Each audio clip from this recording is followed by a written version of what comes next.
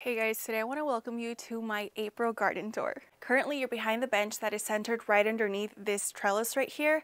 So initially I had this plan to add climbing roses to the porch and then have them go all the way around. So instead of having a trellis this wide, it would be double the length so that I could cover the entire porch. And I tried to brainstorm it and actually tried to set up a trellis that way a few weeks ago, and I did not like the way it looked. It was just way too long and I wasn't really happy with the results. So instead I decided to create a brand new pathway into the garden because we're gonna have trees over here, some more trees over here, and I'm trying to create a little bit more interest in the garden by creating some really beautiful pathways to make it appear larger than it really is. That way it's not just blank and open and everything's just on the edges. I just want to give it a little bit more shape and form.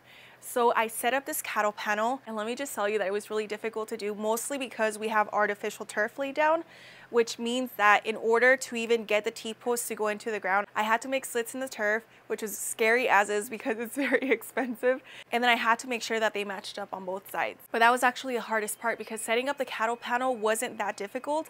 The only thing that did take a little bit more time was my husband had to go in and cut off all the excess pieces on the edges because this is not that wide. It's probably about 2 feet wide. So we basically just cut one cattle panel in half, and he got rid of all the jagged edges just so it would be a little bit safer for my kids. Up on top I have some wind chimes as well as a hummingbird feeder. And on the sides, we're gonna have some coral vine over on this side and my James Galway rose over on this side. And honestly, I kind of want to add another James Galway over here or a generous gardener rose from David Austin. But for right now, it's gonna house the coral vine. Eventually, I'll transplant that out. Originally, I didn't want that much symmetry, but that was when I thought the trellis was gonna be a lot larger. And now that it's a little bit smaller, I think I want the entire thing filled with pink roses. So currently, I have a James Galway. The generous gardener roses are out of stock from David Austin, but once they come back in stock, I'm gonna pick one up for sure. The floor is a little messy, but I wanted to show you this beautiful James Galway rose. So you can see one of the blooms right here. When I first purchased it, I selected this variety because I fell in love with the color of the blooms, but also because it's perfect for a shady spot. This portion of the yard faces north, so I felt like it could thrive in this location without having as much sun as other rose varieties.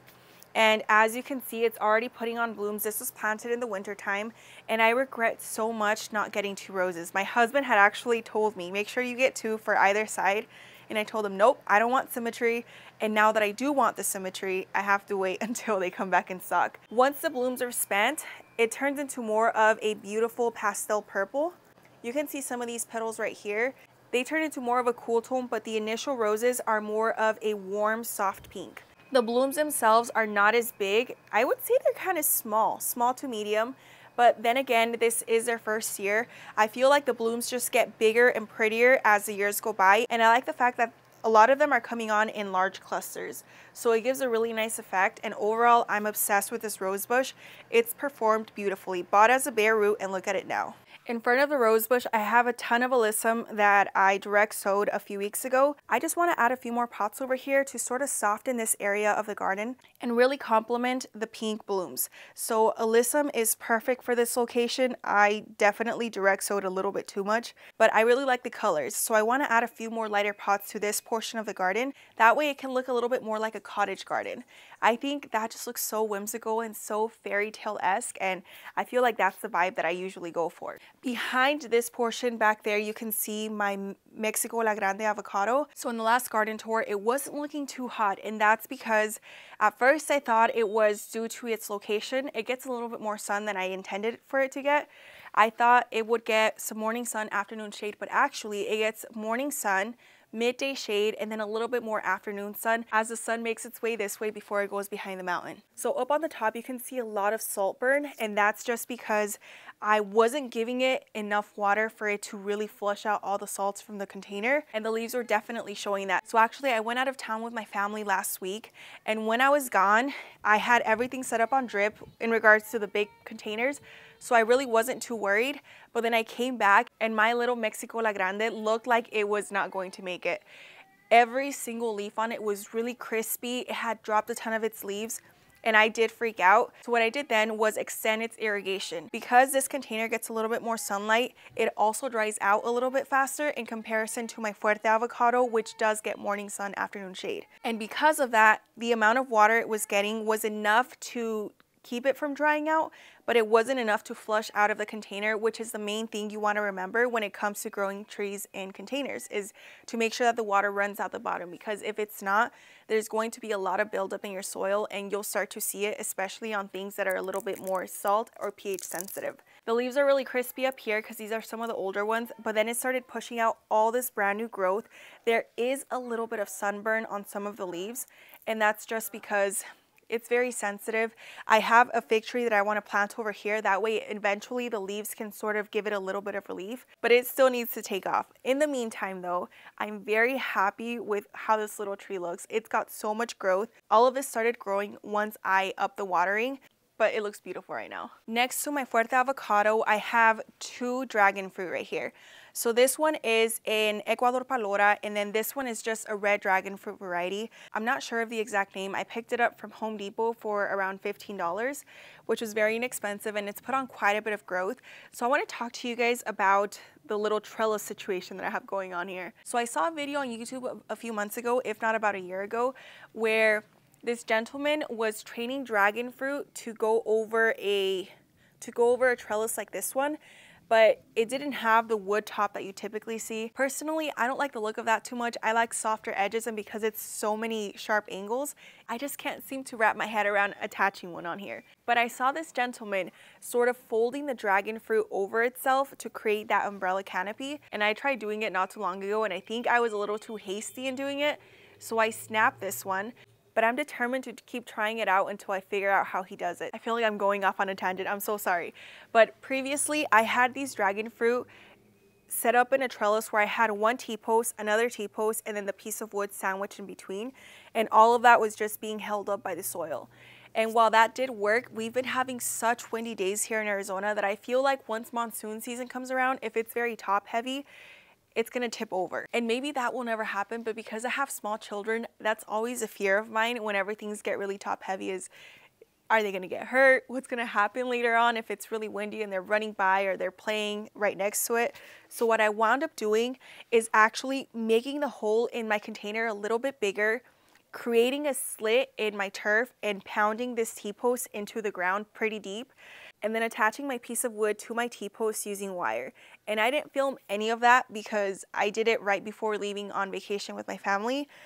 But I really love the way it works because now I know that this is not going, oh, it's got spines.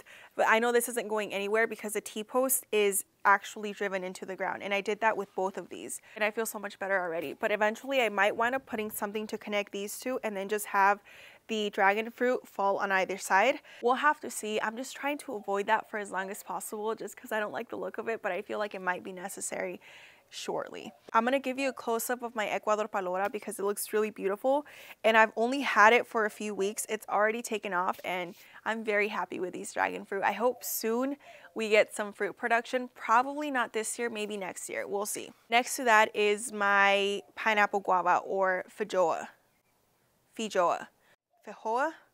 You guys, I don't know how to say it. Somebody on TikTok told me how to do it and I already forgot. It's just a hard word to say, but this is a pineapple guava. It's not a true guava, but I've heard that it is really delicious. Some people are not the fondest of the fruit though, and they say that the blooms taste really good. And I actually tried some petals the other day, and I've got to say they are very sweet. They do have like a tropical taste to them, and they're really beautiful, but I'm really hoping for some fruit, so I'm not trying to eat any of these flowers right now. And then next to that is my red hog plum, which still looks like a dead stick in the container.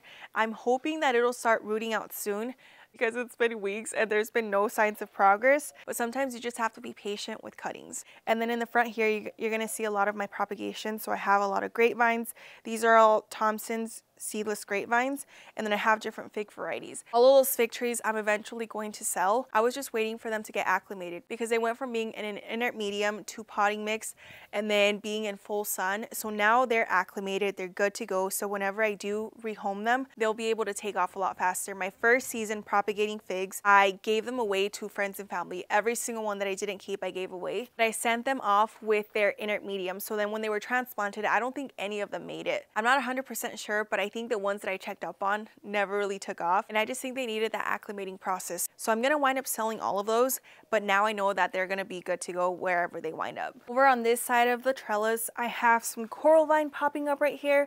So after my baby tore the other ones I had transplanted out, I direct sowed a bunch of them. All I did was scratch the seeds on the cement for a little bit just to make sure that they germinated a little easier. Direct sowed them in there, and now they're popping up. So there's a couple of them in there. I hope that they take off soon. They seem to be really happy in this location, and I can't wait to see the blooms. Eventually, when I wind up replacing them with a climbing rose, I'm gonna move these over to a different portion of the garden. And then next to that, I have my Fuerte avocado, which looks beautiful. I think it just loves that location. As you can see right now, it's getting a little bit more sun. The good thing about this location is currently the UV index is not that crazy. The heat is not that bad. So the light that it's getting isn't enough to really scorch the leaves. And overall, it's just been really happy ever since it was planted there. Next to it, I have my African Pride Atemoya. When I first planted it, I got a little scared, I'm gonna be honest with you, because a lot of the leaves started yellowing and falling off, and I freaked out and I thought maybe I was overwatering. Was I underwatering? Was there something else going on that I was unaware of? After doing a little bit more research, I realized that this is semi-deciduous, so even though it drops its leaves, it puts them on rather quickly, and it's normal if that happens, especially if the weather is a little bit colder, which it was for a while there. But ever since I got back from our trip, it replaced every single leaf that it dropped with about 3 to 4 new leaves, if not more. And now it looks really happy and beautiful, and not just that, but it's also trying to fruit. I just wanted to get established in its container because once summer comes, I know it's probably not going to be as happy as it is right now. In front of that, I have my pumpkin vines. Here I have, I think, 2 vines. I used to have a lot more, but then I thinned them out only because I knew that they were overly crowded, and I started seeing a lot of powdery mildew pop up, so I knew that it was time to really thin them out to make sure that there was enough airflow. I think right now 2 vines is perfect for this 30-gallon grow bag. I think 1 vine would even be okay, but I'm just leaving 2 just in case. You guys know me, I always need a backup for my backup. Next up is my fruit punch mango. This little tree looks so happy and so beautiful. When I was leaving on our trip, it had a few leaves that it was putting out, and look at how much it's grown in about a week and a half. It looks stunning, and the branches themselves are a little bit more floppy. That doesn't really matter as long as the tree is nice and healthy. When I first bought it, I cut it about up to here to try and get it to branch out, and it worked, but now these branches are getting a little bit more lanky, so I don't know whether to maybe top those a little bit to get them to branch out more, but I do want it to put on a bit more height, and I can't wait to try the fruit. I think I'm gonna let it fruit next year, if it tries to at least. Next to that is my Bear's Lime tree, which has a little bit more leaves than it did last month. I still want to see it fill out a bit more, but you can see even up here, there's a lot of brand new growth, which makes me very happy because it was bald for a very long time, and it still has a ton of fruit on it. Down here in front of the trees, I have a Soursop Seedling, which looks gorgeous. This is the one that my daughter wound up yanking out of the pot. I wound up replanting it. I've been feeding it, watering it, mulching it, and it's finally pushing out a little bit more growth. It's still really small, but hopefully in the next few months it really fills out. And actually in front of that, I have a Manila mango seedling. I personally really love Manila mangoes. I think they're very sweet. I know that a lot of people say that they're kind of okay compared to specialty mangoes like a fruit punch mango, coconut cream, Alfonso, Kerry mango. There's just so many cool varieties. But I wanted to grow a seedling of a Manila mango because I've heard that these can tolerate our soil a little bit better. I figured I could keep it nice and happy, and eventually I'll graft onto it a couple of different varieties and use it as a rootstock. But I'd like to keep a couple of branches that produce Manila mangoes as well. Moving on to the arbor. So on this side, I used to have a bougainvillea, and on this side, I used to have a rose bush. It was my peace rose. And I didn't like the peace rose over on this side because it was growing as more of a compact bush form, which is what it is. I felt like it was just uneven. I had this short shrub over here, and then I had my bougainvillea really tall. So then I replaced my peace rose with a star jasmine over on this side, and it looks beautiful. It's filling out. There's blooms everywhere, and it just smells so good whenever you walk through. And then I wound up replacing my bougainvillea shortly after because the thorns were just getting very long. When I first purchased it, it was still very small, so the thorns were green and more pliable and hardly noticeable. And then as the vine matured and started lignifying, the thorns also lignified, and I wound up cutting myself pretty bad one day as I was walking by. So I decided to remove it just for safety of my kids as well, since this is the only entrance into the garden and they're constantly running in and out. And I replaced it with another star jasmine, and it's been loving this location. And then in front of those, I have some iceberg roses. Iceberg roses handle the Arizona sun like champs. So they've been loving these locations. They're full of blooms right now. I cut them back heavily at the beginning of spring, and they quickly push out a ton of growth, and they look gorgeous. I actually want to go through and prune this one back just a little bit more because I feel like it's kind of lanky on one side. But overall, I'm really happy with the little aesthetic that we have going on here. I think it just looks very romantic and whimsical. On this side of the garden, we have a few more trees because what's new? I feel like my whole backyard is just full of trees, which makes me feel so happy on a level I can't even describe. But here I have my Clementine tree. This is one of the original trees of the garden. My husband selected it because, believe it or not, when I first started gardening, I told him I did not want trees. And now it's the complete opposite. I feel like I cannot have enough trees. I feel like they are one of the best investments when it comes to gardens. This Clementine tree looks really happy right now. It's put on quite a bit of growth after I repotted it. When we first planted it, I planted it too deep with my husband. And then over a year later, I realized that's why the tree was hardly growing. It constantly showed like it was in distress. The leaves were always yellow. And I felt like I was always trying to remedy what I was noticing in the tree instead of going to the root of the problem, which happened to be being buried way too deep. I'm talking like this much too deep.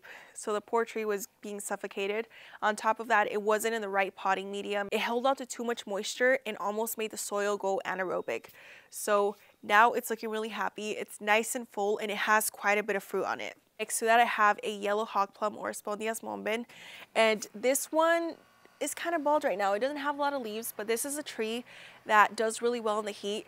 I feel like we've been having hotter days, but then at night it cools down again. That's why I'm not too worried that the tree is still sort of waking up and really getting adjusted to its new location, because it did put on quite a bit of growth when it was in my grow tent, but it was around 80 degrees all the time in there. Now it's going through temperature fluctuations where sometimes it's really warm, sometimes it's really cold, and it just keeps happening over and over. So the tree hasn't really had a chance to really take off, but it's still nice and green. I just need to wait a little bit longer. Next to it, I have a Tropic pink guava. This one looks really beautiful. A few weeks ago, it looked like it was trying to fruit. I haven't seen any blooms yet, but if it's gonna fruit, it's gonna try soon. I actually went through and pruned off quite a bit of it a few weeks ago because it was growing into more of a shrub form, but because I have the garden in the back, I want to keep the pathways clear, so I want these to create a bit more of a canopy and not have any branches on the bottom portion, just so that it's easier to walk through and the pathways don't get too cluttered. But this variety is really beautiful because it's pink on the inside. I've heard that it's really fragrant and tastes really sweet. And then next to it, I have some Roseboro blackberries, which are a little hard to see, and they're actually producing, and there's tons of blackberries on there. They're just green, but after they ripen, I cannot wait for my kids to try them. Now that I've shown you the entrance of the garden, let's come on in. I'm gonna start off with this corner. So over here, we have a red Malaysian Guava, which is doing so great. When I first planted it, the trunk was way thinner than it is right now. It wasn't even as wide as a pencil. It kept flopping over whenever I was actually trying to get it to stand upright. And it's been a few months since then. It's loaded with blooms everywhere. But there's some soft, dusky rose blooms on it. It's stunning. I'm in love with this tree. I cannot wait to try the fruit. And I'm happy to see that the trunk is actually thickening up quite a bit. And I think what's helping with that is being able to move around freely. We've been having some really windy days, and whenever the wind comes through, those trunks really need to fight to keep standing up straight. But that's what's going to give you those really nice upright trees that don't need a lot of support later on down the road. Next to it, I actually have a little planter down here, which has an eggplant and a tomato plant over here. And then I'm going to show you this first bed, which is just full of stuff. I feel like I don't know where to start. Even though this bed looks like a mess, I know exactly where everything is. So we've got quite a bit of volunteer sunflowers that I'm just letting do their own thing, because eventually those will grow a little taller and then provide a nice shade canopy for the rest of the garden bed. And the reason I want that is because I don't want to add shade cloth this year. I did last year and it worked amazing, but I don't want to have to rely on shade cloth because I have a mixture of plants in here. Some of them don't like full sun during the summer here in Arizona, and then others can tolerate it. We've got things like corn, we've got sunflowers, we've got eggplant, sweet peas. I still have some radishes in here that I haven't harvested yet, some squash, some beans, basil, And everything does look crammed in because it's just grown so huge, but I think the reason everything looks so happy is because all the plants are sort of working with each other. As the sunflowers grow a little taller, they're going to provide some shade for all of these tomatoes that I have along this edge, as will the corn, and then other things like the eggplant really seem to love the heat, especially once they're more established. And then they'll also provide a nice little microclimate for the pepper plants as well. I actually wanted to bring you over on this side because this is where I have all of my tomatoes that I'm staking up using these little bamboo teepees. One of them kind of came off though. Overall, it's been working pretty good. You guys can see all of the bunches of tomatoes that I have on here.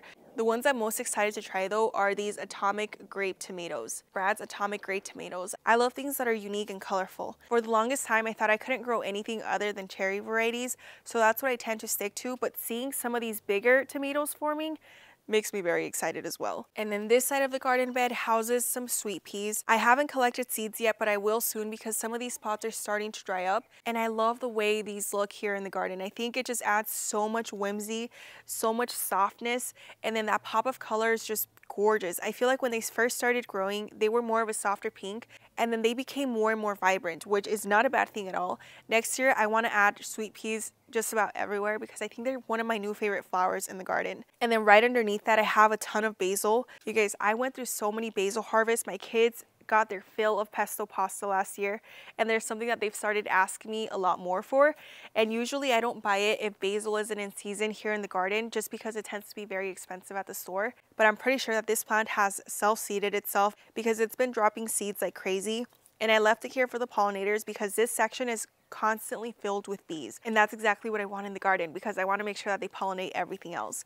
And then this pepper plant here in the front, I'm not exactly sure what variety it is. I cannot seem to find the labels, and the labels that I do have in the garden usually aren't correct because my kids move them everywhere. But it's been very happy here. It's starting to bloom, but there's no actual peppers on it yet. And then the corn, I don't know about the corn. Last year, it was kind of an epic fail for me. I learned after the corn season was over that I had to hand pollinate, which is something I didn't do. So I only harvested about 3 ears of corn, and they were very small and very sad looking. So hopefully this year is a different story. But I had actually planted quite a bit more corn throughout the garden, but something kept eating it. And at first I thought it was birds, and now I'm pretty sure it was rats. And that's a whole other story, you guys. Over on this side of the garden, I have my flame seedless grapevine, the one that I wanted to take out time and time again because it didn't do anything the first year. I bought it from Womack Nursery in Texas, and I just wasn't happy with the progress it was making. And a huge reason for that, I think, was my feeding schedule, watering schedule, but most of all, it's because I forgot that I had laid down chicken wire when I first started gardening because I had issues with cats. And when I planted this little grapevine, I felt like it just struggled because its roots were intertwining with all of that chicken wire. So one day I went through, removed every single little last bit, and the grapevine started taking off after last winter. It doesn't have any fruit on it yet, but that's to be expected. Next year, I hope that not only will it be able to produce fruit, but it'll be way more vigorous than it is this year. And as the vines continue to establish themselves, the leaves just get bigger and more beautiful. Right now, they're kind of small, smaller than the palm of my hand, but next year hopefully they're the size of dinner plates like they are on some of my other varieties. This next garden bed is a very interesting one. So I have trellises over the pathways of the garden beds, and I have things that are going to start climbing up. Like on this side I have an Armenian cucumber. Over here I have some other melons and different types of cucumbers. But then this that you see over here is actually a tomato that volunteered from last year. And this tomato plant had absolutely zero winter protection, which isn't always necessary in Arizona because our winters are so mild, but sometimes they're strong enough to take out things like peppers and tomatoes. I went ahead and left it alone. It continued to grow, and at first I was training it up a teepee trellis as well, but it quickly outgrew that, and every time I cut it back, it just kept going crazy.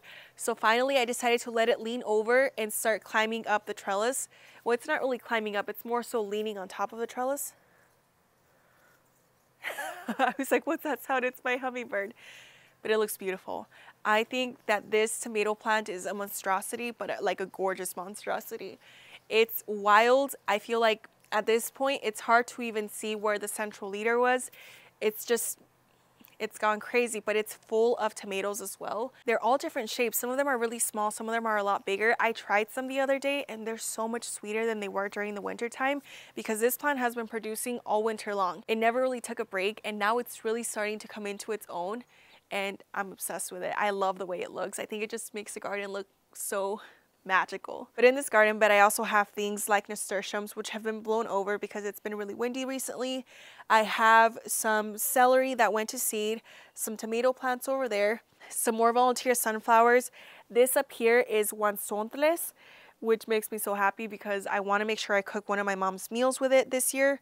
I have some ground cherries down here, some more squash. I purposely direct sowed some mammoth sunflower seeds because I don't know if I'm going to get any of those from the volunteers, and those are one of my favorite varieties to grill. It tastes really good, but the only way I can actually eat it is if I grill the sunflowers myself. And in front of the bed, I have my mom's Don Juan climbing roses.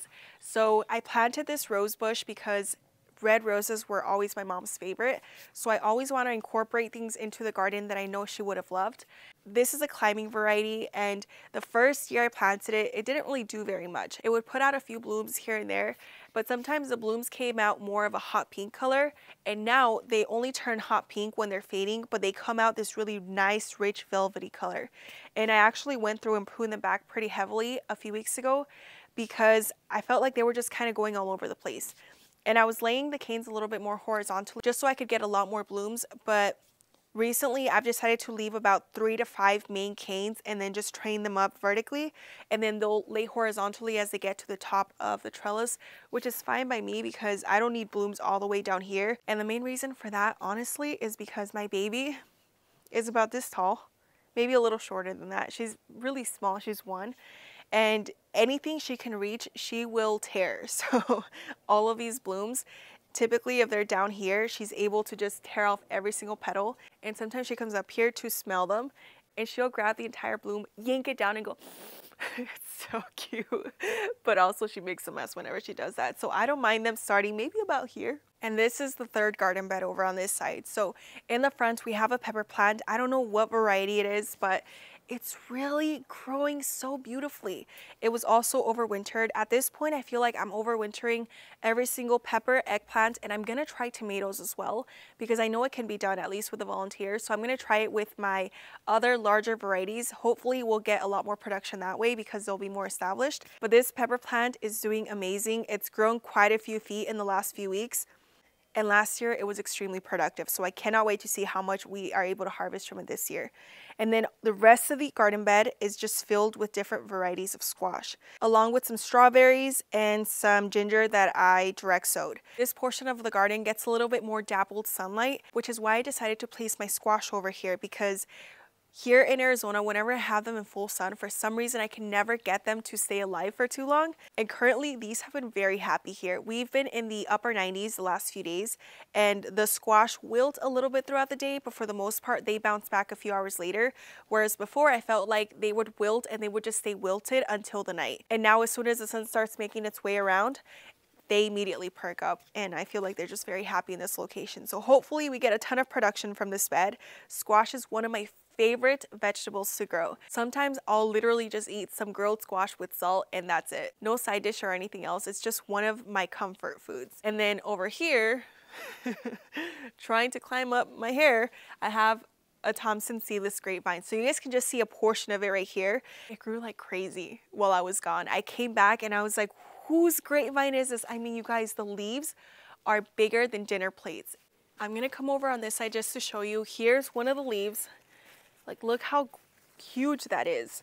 They're just enormous, and the ones on the other side are even bigger than this. So last winter, I did not prune these grapevines the way I should have. I think I did a good job with my flame seedless, but with my Thompson's green grapevines, I did a horrible job. I was supposed to do cane pruning for this variety to get the best production, but I didn't do that. I don't even think I did spur pruning. I don't know what I was doing. So I was so sure we wouldn't get any production this year, but thankfully I was wrong, and we have a few clusters here and there. Like these right here. The clusters are very small compared to my flame seedless, but I think next year, once I learn how to prune them properly, we're gonna get some really nice grapes out of these vines. I wanted to show you guys what the entire trellis looks like because it is just covered in grapevines. They just need a few more feet to fill out. and I'm pretty sure they're going to do that within the next month. But all this growth is brand new growth. If you guys go back to last month, they were barely starting to take off, and this month they just went insane. I make sure to fertilize these grapevines once a month with fish fertilizer, granular fertilizer. I really like using Espoma's Garden Tone, especially since these are in garden beds with a bunch of other veggies. But sometimes what I also like to do is feed everything else in the garden bed with Garden Tone, and then for the grapevines I go in with a little bit of Citrus Tone. And I think the vines really like that because look at them. They are so beautiful, and it makes my heart sing to see this trellis starting to fill out, because I think whenever you have trellises in the garden, if they're bare, they look pretty, but when they're full, they're beautiful. It not only adds a lot more interest to the garden, but makes it feel like you're in a fairy tale or like you're transported to another world. Back here, we have a gold nugget loquat. This tree has made me stress out so much because at one point it had some yellowing leaves that were falling off, and I thought something was wrong with the tree, but it was just a cycling of leaves, because as soon as those dropped, a bunch more started coming out, and it wasn't a ton of yellow leaves all at once. It was a few yellow leaves here and there, and that's one thing that I'm still learning to get accustomed to, is just that a lot of the times trees, even if they're evergreen, will cycle through leaves here and there. It's not all the time, but I notice it whenever there's large flushes of growth. So as you can see, it's putting on some more growth right now. It hasn't tried fruiting yet. I don't think it will this year, but hopefully next year, and I cannot wait to taste these loquats.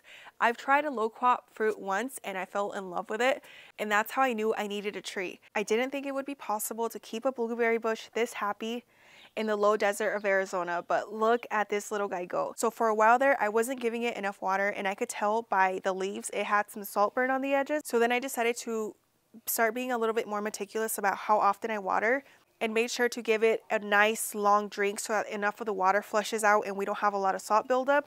I also go in and give it soil acidifier, but it actually has fruited, and we picked off some blueberries the other day and they were so delicious. It actually had a lot more berries than it does right now, but I've had a rodent issue when it comes to rats. But a lot of the fruit started going missing, along with a lot of my vegetables started getting bitten into. But here's what this shrub looks like right now. This one is perfect for containers. It's got low chill hours, which makes it perfect for Arizona, or at least a low desert, and it's a self-fruitful variety. Eventually I would like to get another variety of blueberries just so I could have a better production, but so far I really like this sunshine blueberry. Next to that, I have my pineapple, which is looking a lot better than it did last month because I trimmed away most of the dead growth that it got during our winter, and now it's just looking amazing. I don't do anything to the pineapple. I rarely ever water it, and it appears to love that. And then right next to that, I have a heritage raspberry. So I had planted two varieties here, an Amity and a heritage. The heritage is really thriving. I think it's the location. It gets morning sun, afternoon shade, nothing else. So that's going to help keep it nice and happy when the days really start to heat up, and as of right now it's got some beautiful green growth. The same can't be said about the Amity raspberry because that one I think died back completely. The planter behind me still houses the same thing, so we've got some cilantro which is already bolting and starting to flower, which I was trying to avoid for the longest time, but once it really starts heating up here in Arizona, it's kind of impossible to keep cilantro from bolting. I tried so much, but it just wasn't possible, which is fine because we still got a ton of harvest from it. It's one of my favorite, probably my favorite herb in the garden, and homegrown cilantro just tastes so much better than the store-bought one. Whenever I buy it from the store, sometimes I feel like it doesn't even have a scent to it, and here in the garden, as soon as you cut it, it's just so fragrant. It makes things like salsas, guacamoles, anything taste incredible. I transplanted out some squash. We still have some garlic growing in here along with some strawberry plants. And then behind that, you can actually see this Frederick passion fruit. I did a post about them for TikTok, but this vine is already starting to produce, which is insane because I planted it less than a year ago, and I wasn't sure how happy I could keep it in this location because it does get a little bit more morning sun, afternoon shade, and I know passion fruit can take full sun here in Arizona. But I think this microclimate is not only keeping it happy, but it's also keeping it a bit more contained. I think if it were in full sun, it would go even more insane, but it's already started filling out the entire trellis. It's got several blooms that are either opening or on their way to opening, and hopefully we get some fruit this year. I did go through and try and propagate it, and I was successful with one cutting out of about 5 or 6. But I love the way this looks. The trellis that you see back here, I actually made out of leftover fence panels that my brother-in-law was going to throw away. He used to have a garden and then he stopped gardening, and so he gave those to us. So I went in with some deck screws. I laid everything down on the floor until I got the design that I wanted, and then screwed everything together with deck screws and then attached it to the wall. And now it's one of my favorite features in the garden. I think it just looks so whimsical. I know I keep saying that word, but that's the vibe that I want to go for when it comes to gardening, is just making it look like you stepped into a fairy tale. And I think that this trellis and vine really help achieve that look. Here's the other Thompson's green grapevine, and look at the size of these leaves. I cannot get over how huge they are. But this grapevine is also doing amazing. This one I actually bought from Walmart for around $5 last year. Or was it last year? Yeah, I believe it was last year. And honestly, it was one of the best investments, if you can even call it an investment, because it was so inexpensive. And now they've gone up in price quite a bit, but I'm obsessed with this vine. It's also very productive. It's got little bunches of grapes everywhere. The grape bunches won't be as large as the Flame Seedless just because of the way I prune them, but the fact that it's still producing after a year says a lot. Moving on to this garden bed, everything seems to be over on this side, but we've got some volunteer sunflowers. We've got this massive nasturtium, which has started climbing up my tomato. I didn't even know nasturtiums could climb, but literally the blooms are all the way up here. I don't know if you can see this, but they're all the way up here. And then right behind that, we have another Tomatillo tomato, which is supposed to be trained up this teepee trellis, but again, it's kind of growing out of control, so I need to go in and prune off all the suckers. We've got some more massive sunflowers back there. And then at the bottom, we have a few melon and cucumber transplants that still have to take off. The other side of the garden bed is kind of bald right now. Here I have some sorrel or roselle. There's another one over here. And then we've got a few pepper plants, some, what is this? Oh, some cilantro, and then a few strawberry plants here and there, which kind of look hidden right now. This next garden bed has some more Don Juan roses climbing up this portion of the trellis. Back here we have some artichokes. This one is actually starting to produce artichokes. We've got some tomatoes. Down here we have some different types of melons, some parsley, nasturtiums, volunteer sunflowers. Some of these sunflowers are so huge, I can't even believe it. And then back here we have some squash, Swiss chard, and then different types of beans climbing up the trellises. I wanted to bring you in a little bit closer to show you that artichoke. That is a green globe artichoke. I've never tried them before, but I saw them go viral on TikTok with people dipping them in butter and then trying them in different dishes. And I immediately went online and bought some seeds to be able to grow my own. And now they're finally starting to produce. These squash over here look very happy. I do see a tiny little bit of powdery mildew over there. So whenever I see that, I honestly just go through and clip off all of those leaves. I don't even bother to try and control it because most of the time I can't. So now I just remove the entire leaf completely. And the plants are so vigorous that they quickly put some more on. And that way I don't have to deal with powdery mildew too much. Back there I have some Swiss chard, which you can see looks really happy and massive, and I've harvested time and time again from it, and it doesn't seem to make a dent because the following week it's filled out again. One thing I did want to show you really fast were these Don Juan climbing roses. So this one I pruned back before I left on my trip, and the new canes that you see over here were about this tall. I was gone for 4 days. I came back and they were probably about this tall, and they've put on this much growth in the last few days. So this means that that saying is true where they say the first year they sleep, second year they creep, third year they leap. These roses are going into their second year, but just like the other rose bush, this one was going kind of crazy all over the place. So I really pruned it back hard, left about 4 main canes, and hopefully we get a ton of foliage and a ton of blooms. And so far it seems to be very happy here. Just like my grapevines, I go ahead and fertilize these once a month with fish fertilizer, some granular fertilizer, and I make sure to water them deeply. That's one of the biggest mistakes I made the first year I started gardening, is I wasn't giving my plants enough water, and I live in the desert, so they weren't really thriving for me. And once I started feeding them on a regular basis, watering them on a regular basis, is when they really started taking off and coming into their own. And then this side of the garden bed is filled with things like beans, another sunflower. This one I need to show you the bloom because it looks really beautiful, and some nasturtiums that were growing massive throughout the bed. This one plant took up about 1/3 of the garden bed after I started cutting it back. So now I've started letting it trail off because I think it gives a really nice, beautiful effect, and the blooms are just so vibrant. I haven't gone in to deadhead any of these, but I did notice when I lifted some of them up that they're starting to drop their seeds. So I'm pretty sure we're going to get a ton more nasturtiums very soon. And then here in the front, I have some different melons and some cucumbers that will hopefully start climbing up these trellises. That way it gives a nice little effect. I did want to show you the sunflower though really fast because look how beautiful it looks. There's some other little blooms that are starting to peek through. You can see some of that yellow starting to pop out, but I cannot wait until the garden is just filled with all of these golden beauties. Over on this portion of the garden bed, I have my flame seedless grapevine. This one I bought from Walmart for $5, and it's one of the best investments I've ever made because down here, it's just covered in clusters of grapes, as you can see there. And there's grapes all along this section, which is why I'm curious about how many grapes it'll produce. Does it only produce them down here? Because if that's the case, next winter, I might have to make a second double of cordons that split off. That way we get some grapes down here and a couple more up here. But I'm waiting to see because maybe it'll start producing more once the vines continue to grow. So far though, I don't see clusters anywhere else, only down here. But the grapevine itself is very vigorous. The grape leaves are not that big, as you can see here. They're probably about the size of my palm, maybe a little bit bigger, but I can't wait for them to get like this huge. Now this garden bed is full of stuff. Up here we have some amaranth. The leaves on it are so beautiful. For some reason they remind me of guava leaves. Over here we have some volunteer sunflowers, some melons that are starting to climb up this portion of the trellis. We've got some corn back there, this huge nasturtium, which again takes over the entire garden bed. We've got some squash down here, some more sunflowers, and then we've got a row of tomatoes back there. I'm trying to bring you guys in. So here I have 3 tomato plants, and these are some bigger slicers. Like this one right here is a Dr. Witchy's, which hasn't started producing yet. And I don't know if it will this season just because it's gonna get really hot. And once the temperatures really climb, the fruit just doesn't set, but the cherry varieties do. So this one over here has clusters of tomatoes, and I think yep. And this one is Brad's Atomic Grape.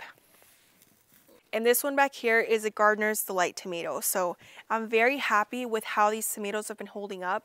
I think they really like this location because they have a little bit of protection from the grapevine over on this side so that they're not getting roasted throughout the day. Hopefully once these other sunflowers take off, they can provide a little bit more shade coming this way from the southern sun exposure. And then I had to bring you in because over here I have a serrano pepper, which is just loaded with peppers everywhere.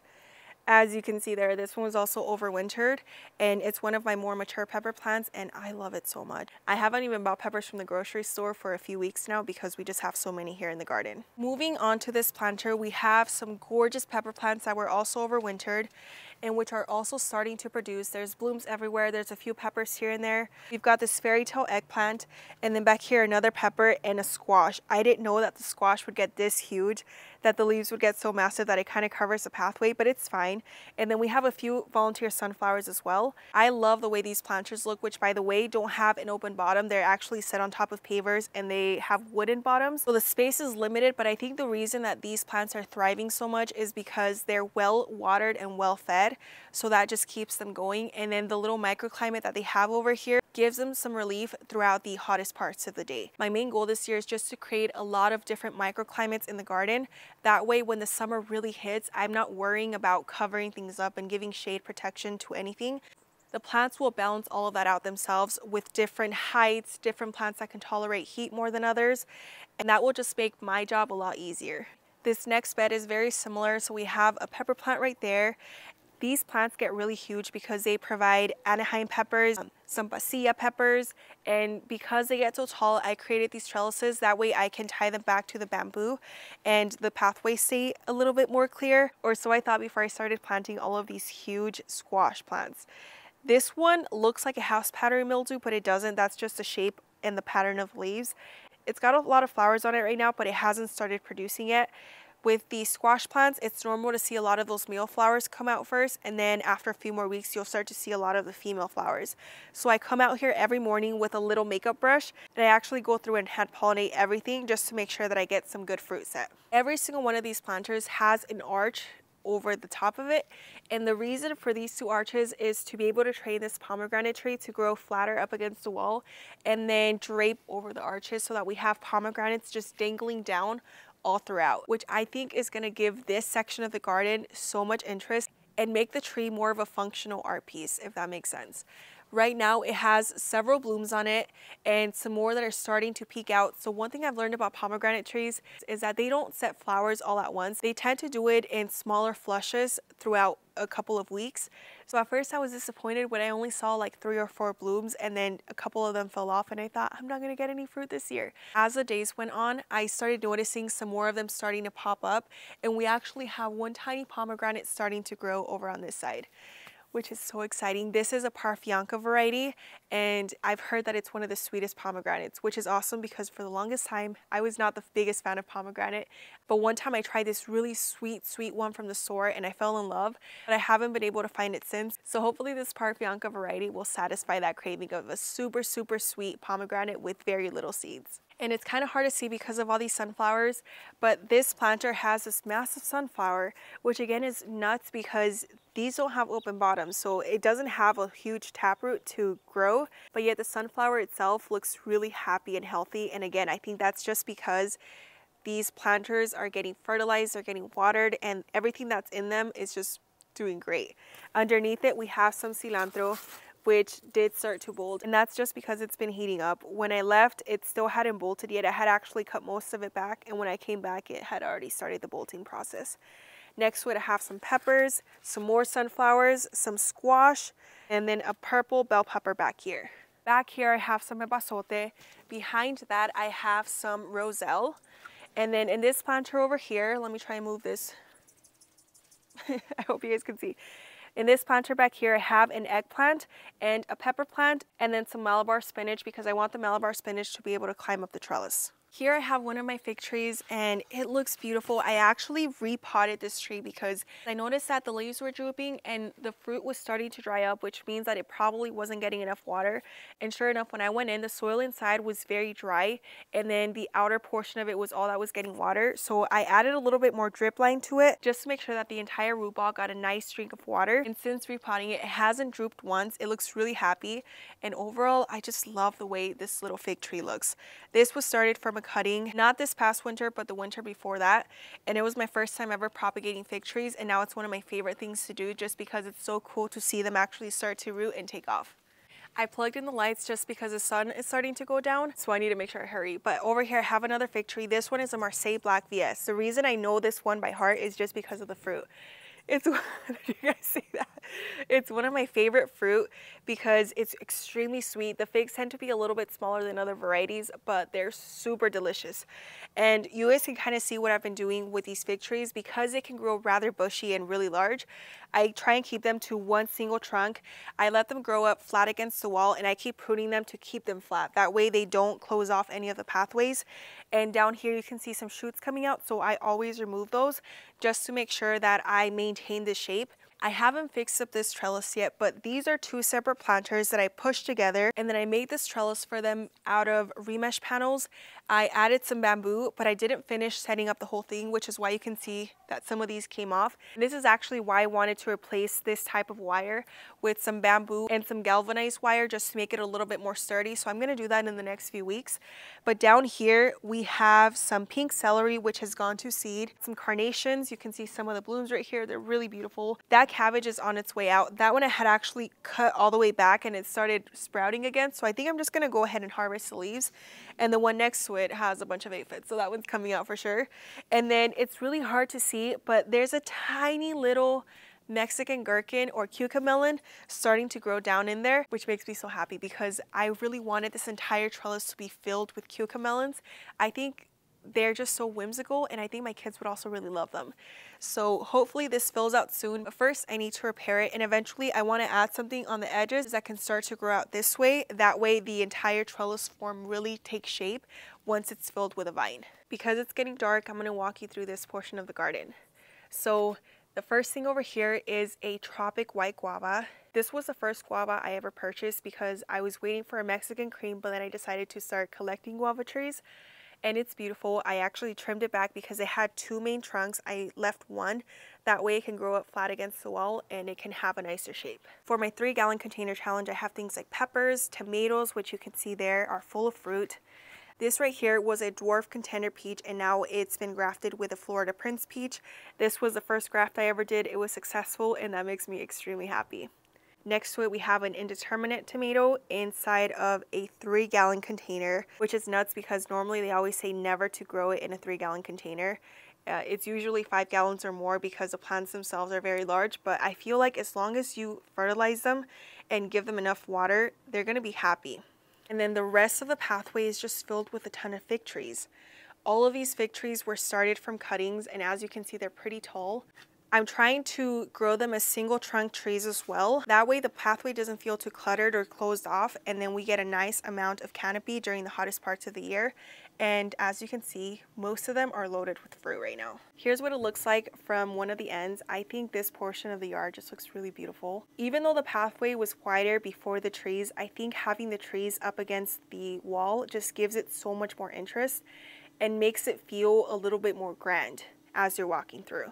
And then in between every single fig tree, I have different types of tomatoes, different peppers, an eggplant, squash, a lot of different plants that would usually require some shade cloth during the hottest parts of the year, but because of these fig trees, they have a nice little microclimate going on, and then the fig trees can just take the full sun all day. Now that we've exited the garden, I'm going to show you this portion. So here I have a bunch more fruit trees. This one right here is a Santa Rosa plum that I actually grafted onto with a piece of my Burbank plum that my sister gave me for Christmas last year. And this was the last tree to wake up. Last month, you guys can go back and look at the garden tour. There wasn't this much green on it. And that's the craziest thing about trees. When they're dormant, sometimes they look like a dead stick in the ground, and you wait, and the moment you start to see a little bit of bud swelling or a little bit of green peeking through, within a few days, the tree is just filled with growth. And this is a perfect example of that. So I still want to go ahead and shape it and give it a really nice form, but first I needed to fill out a little bit more. Behind these trees, I have things like potatoes back there, more potatoes, a lot of which are flowering. I have some sweet potato vines back there. This right here is my Florida Prince peach. This is one of my favorite trees. I just love the way it looks. It's really nice and full, and I don't know if we'll get peaches from it this year. There was like 3 or 4 blooms this spring, so I feel like next year we can really start to expect fruit from it. But this year we might just have to be a little bit more patient, which is fine because a lot of the times I hear people focus on shaping their fruit trees the first 1 to 2 years, sometimes even a little bit longer than that. And then year 3 and forward is when they really start to let them fruit, because by that point the trees are a little more mature and they're ready to be able to fruit. Back there I have some cactus. Those nopales I started from ones I bought at Food City for a few cents. And then we've got some watermelon. What was that noise? Y'all, something just ran back there. I just saw a rat run back there.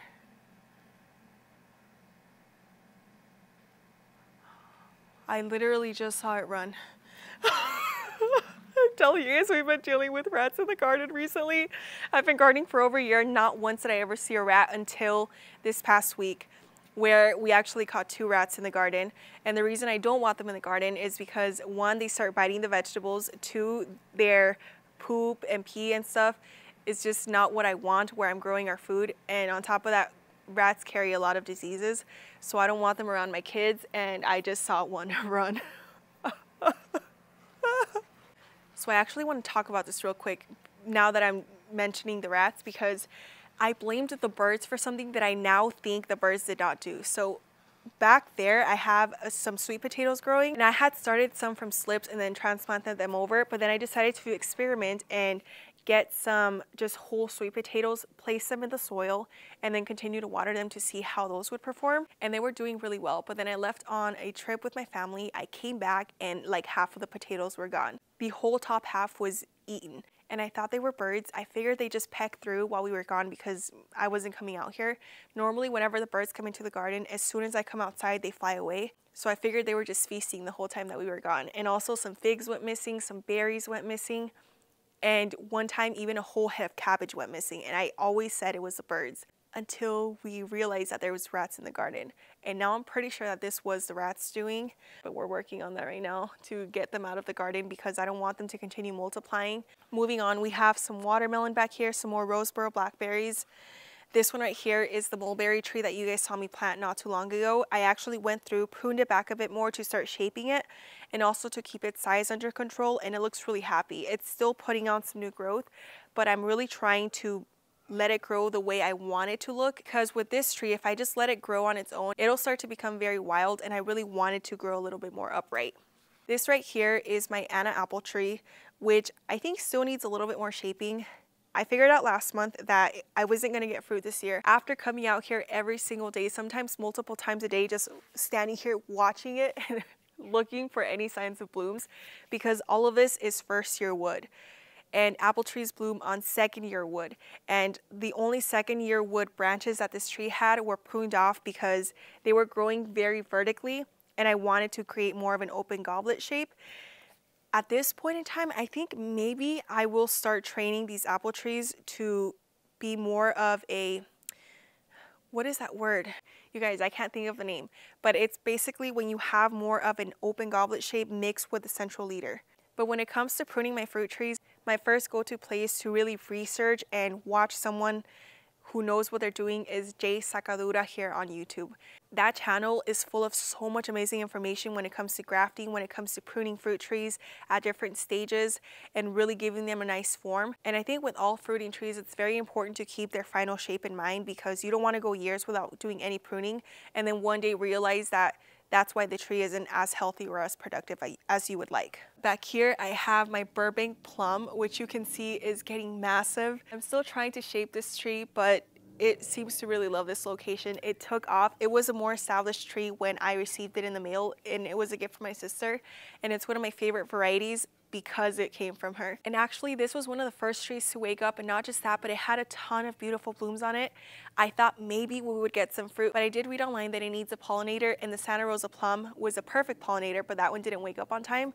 So after a while, the fruit actually dried and fell off. Next to it, I have some Tomatillo plants. This is a green and purple Tomatillo. I planted them in the same container just so that I would make sure to get some fruit. The only issue I've been running into when it comes to this Tomatillo plant is that I feel like I cannot give it enough water. I've been fertilizing, I've been watering it, but sometimes I notice that the leaves start drooping, and as soon as I give it a really, really deep drink, it all gets fixed and it perks right up. But I feel like that affects some of the fruit set because it's going from really dry periods to really wet periods. So it's something that I'm still working on. But the other day what I did was I took a bamboo stake and I just started poking into the soil all the way down. And I felt really bad because I knew I was disturbing the roots, but I felt like that would help to sort of aerate the potting mix. That way the water could actually seep in and water the entire root ball. And then next to it, I have my Desert Gold Peach. So this one I'm trying to exfoliate. I want to add some bamboo stakes to have it be more of a fan shape. I'm still working on that. I have the bamboo stakes. I already got them in from the Greenhouse Mega Store. I just need to set the whole thing up, and I've just been really busy. But that's what I'm planning to do here. And then down here, I have 3-gallon containers full of things like peppers, some artichoke, and some ginger. I turned the flash on, but I don't know if that'll really help at this point. But over here on this portion of the garden bed, we have my peace rose, which looks incredible. This peace rose, I actually transplanted because in my last garden tour, I showed you guys that it was starting to turn really brown, and I didn't know what was happening. It was drying up. I was watering it and feeding it, and then finally one day I got fed up because it was literally dying almost all the way back. I went in, dug it out, and the entire potting mix was just really dried up. And I think that's just because it took me a while to set it up on drip. And once I actually added the drip, it had already become very hydrophobic. So I transplanted it, and after about a week, it started pushing out a ton of growth, and now it even has little buds that will soon open up and turn into blooms. This is my oldest rose and also my absolute favorite because when I purchased it, it looked very sad. I bought it from Lowe's for around $15 as well, and it's been transplanted at this point maybe around 3 to 4 times, if not more. So hopefully this will be its final destination. It's in a 15-gallon container right now, and it seems to really be loving this spot. Next to that, I have some more 3-gallon container plants like this eggplant, some peppers. Over here, I have my Dorset golden apple tree, which is a replacement for the one that I lost last year. Ever since I started gardening and planting trees, I've lost a couple of fig trees that were started from cutting, so those didn't really hurt. But when I lost my apple tree, that brought me to tears because it was my daughter's favorite and she would constantly ask me about it. So as soon as I was able to replace it, I did, and I hope this year I lose 0 trees. Here I have this variegated pink lemon tree. This is a Eureka lemon. This is a new addition, and you can see the trunk is very, very slender. about the width of a pencil right now, but hopefully in the next few months it really starts to thicken up and it also starts to branch out. This morning I actually went through, and I thought I had removed all the fruit, but apparently not. So it's been trying to fruit, and I'm not letting it this year just because I really wanted to establish a good root system and put on some more green leaves before it starts trying to produce. Next to that I have a sun-gold tomato, and then over here I have Kiki the dwarf Cavendish banana. This section of the garden has some more citrus. So this right here is my ruby red grapefruit, which actually has some fruit set on it. I don't know if the camera will be able to pick it up, but you can see some right here. And then next to it, I have an improved Meyer lemon tree. This is my Caracara orange. I thought we would get fruit from it this year, but it started blooming, it started developing some fruit, and then all of that fruit fell off. So I don't think we'll be able to try it this year, but hopefully next year. And then next to it, we have my blood orange. This one did not bloom at all this year, so I'm not expecting any fruit. I've heard a lot of people say that it takes them a few years to really start to bloom and produce. So I'm gonna be patient. I think it's gonna take a little longer, but I'm also hoping that maybe it just fruits at a different time of the year. However, despite not having any fruit, the entire tree looks very healthy, very happy. And that's really all I ask for the first 1 to 2 years, is for the tree to become nice and established so that when it finally starts to fruit, we get a nice quality of fruit. This next citrus tree is a Valencia Orange that I bought as a $15 tree start, and it looks beautiful. This one also started blooming and developing fruit, but none of it stayed on, which is common to see in citrus. It'll hold on to the fruit it can support and drop everything else. So right now I think it's good for it to focus on getting a little bit more mature, developing some more leaves and branches, and then hopefully next year we'll start to see some fruit happening. Next to that, we have this container full of peppers, marigolds. I planted a few melons in there which haven't popped up yet, and those will start to climb up the trellis that I recently set up over here. And then over on this side, we have my Mexican cream guava, which I still want to move to another portion of the yard because I feel like back here it's just hidden, but it really seems to love this location. It gets a good amount of sun, but it also gets some protection because it's up against the house. And I can't wait to see what the fruit looks like. It's actually trying to fruit right now, and a part of me wants to allow it to just because I really want to try it. So I might just let it keep one, but most likely I will wind up taking off all of it just so that it can really start to establish this year. Down here I have a fig tree that I recently transplanted. That is a Black Madeira, and then next to it I actually have a passion fruit vine along with a few melons that are going to start to climb up this trellis. And that passion fruit vine was actually propagated from my Frederick passion fruit that you saw on the other side of the garden. So here it'll get a lot more full sun all day. And last but not least, we have this little lemon guava. This is one of the most productive trees in the entire garden. This is one that I cannot seem to stop from fruiting because every time I try, it just puts on more flowers. And as you can see, it's got a really funky shape going on where it sort of bends flat, and I've thought about going in and then just topping it off right here just so it can start to branch out and get a nicer shape. But I think it has character. It looked like this when I first purchased it. Hopefully it also starts putting out some branches over on this side. I might try and do some notching to encourage that, but I'm gonna wait a little longer to see what the tree does. Even though I'm very particular about trying to make sure that the trees grow up really straight, for some reason, I love the way this one looks. This time around, I'm not able to show you the other trellis, but it pretty much mirrors this one. It's just a little bit more narrow, but this trellis was set up this month and I love the way it looks. I wanted to make sure that this portion of the yard also had a little bit more interest going on. So we're gonna have some more passion fruit over here. On this side, I plan to grow a couple of either loofahs or melons. That way we have some of that fruit dangling down. And I think overall it'll look really pretty, especially when it gets really hot here in Arizona. I apologize that it got dark again. I didn't even have a chance to show you the bananas, but it's so dark back there that I don't think I'll get a good shot of them. Overall, the garden really exploded with growth this month, and I cannot wait to see what it looks like next month. That's pretty much it for the April garden tour. Thank you so much for joining me, and I'll see you guys next time. Bye guys.